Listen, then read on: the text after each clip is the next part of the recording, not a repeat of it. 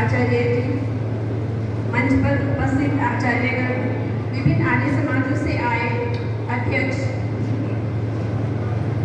आर्य बहनों, आर्य भाई, सभी को नमस्ते। मैंने एक व्यवस्था कराई है अभी,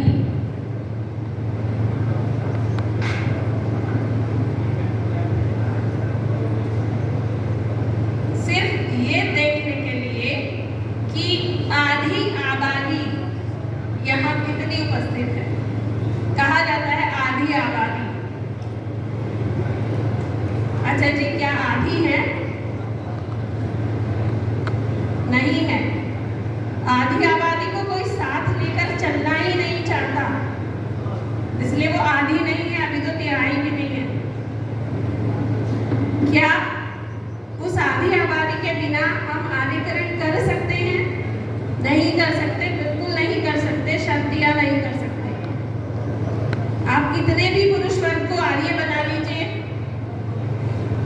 दलितों को भी आर्य बना ले जाएंगे, लेकिन जब तक हमारी बहनें आर्य नहीं बनेगी, आपका कार्य आर्यकरण का मुझे तो विफल होता ही नजर आए। तो सबसे पहले तो आप अपने साथ अपने घर की महिलाओं को ऐसे सम्मेलनों में लाना आरंभ करें। मेरी प्रार्थना है, कम से कम उन्हें घर से निकालिए। येन केन प्रकारेण जैसे भी हो, उन्हें घर से निकालिए और इस तरह के सम्मेलनों में लाइए, क्योंकि सबसे ज्यादा जो भ्रमित होती हैं वो हमारी बहनें ही होती हैं।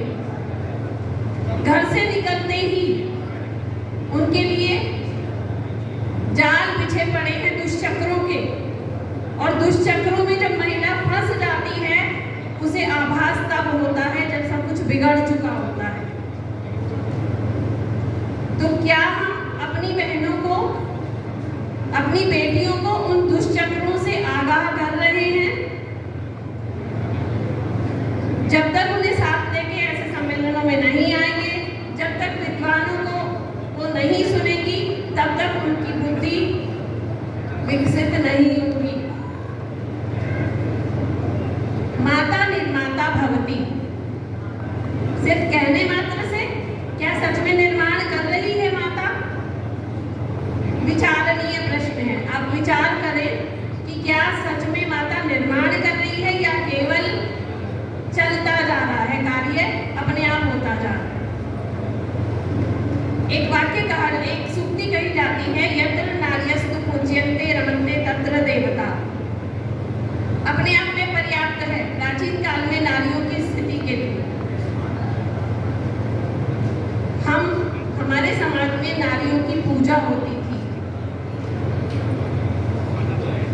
नारी की सार्थकता सिद्ध करने की आवश्यकता नहीं, नारियों ने अपने आप को हर काल में सिद्ध किया, चाहे वो राजा महाराजाओं की सभाएं हो, चाहे शास्त्रार्थ हो, चाहे गृहस्थी के काम हो, या बालक बालिका का निर्माण कार्य। माता कौशल्या, माता मदालसा, माता जीजाबाई अपने आप में ऐसे उदाहरण हैं।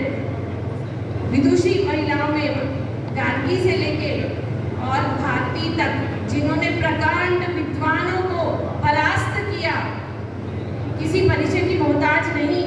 तो क्या आज की महिलाएं, हमारी बहनें उस कड़ी में खड़ी हैं, उस पंक्ति में खड़ी हैं? हाँ, खड़ी हैं, केवल किताबी ज्ञान में। किताबी ज्ञान प्राप्त कर लेती हैं, लेकिन दिग्भ्रमित भी हो जाती हैं, और ऐसे उदाहरणों को हम आए दिन अखबारों में पढ़ते हैं। एक समय ऐसा आया जब हमारी नारी शक्ति का मनोबल खत्म, समाप्त हो गया। तुलसीदास जैसे कवि लिख रहे हैं, ढोल गवार शूद्र पशु नारी, ये सब ताड़न के अधिकारी। क्या हालत हो गई? यत्र नार्यस्तु पूज्यन्ते से हम ताड़न की अधिकारी हो गई। क्या परिस्थितियां रही होंगी, कितना मनोबल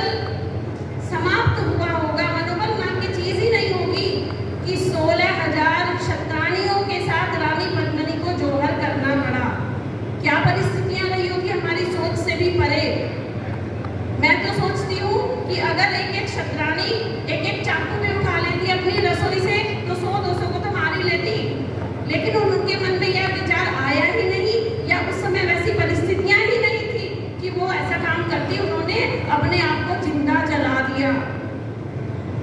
हमारे रसोई में काम करते हुए जरा सी तेल का छींटा लग जाता है तो हालत खराब हो जाती है, और उन्होंने अपने आप को जिंदा जलाया।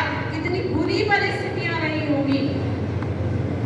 तो हमें नारियों को वैसा नहीं बनने देना। आने वाला समय पता नहीं क्या हो, सबके सामने है। हमारी बेटियों को पहचान नहीं होती कि कलावा बांधने वाला रक्षक है या भक्षक है। तो कैसे पहचान कराएंगे, कैसे उनके बुद्धि चक्षु खोलेंगे? उसके लिए मैं आभारी हूँ आर्य मातृ सभा की कि उन्होंने 2 दिन की कक्षाओं के लिए माताओं के सत्र भी आयोजित कराए हैं, और आगे भी ये सिलसिला चलता रहेगा। तो मेरा विनम्र निवेदन है कि माताएं अपनी बेटियों के साथ, अपनी बहुओं के साथ 2 दिन की गुरुकुल कक्षा में अवश्य